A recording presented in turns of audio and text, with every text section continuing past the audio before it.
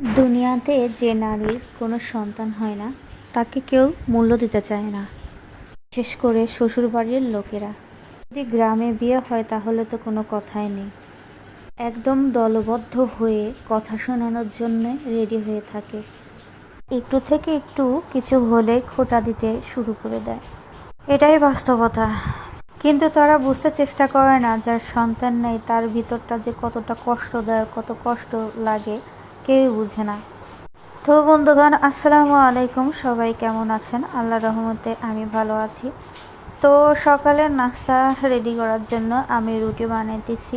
তো আমি এই রুটিটা করতেছি, আসলে ক্যামেরাতে দেখা যাচ্ছে যে বাম হাত দিয়ে, আসলে বাম হাত দিয়ে না, এটা হচ্ছে ডান হাতেই, কিন্তু উল্টো দেখা যাচ্ছে। এটুকুই। যাই হোক বন্ধুগণ, সবাই আমার জন্য দোয়া করবেন এবং আপনারা সুস্থ থাকেন, দোয়া করবেন।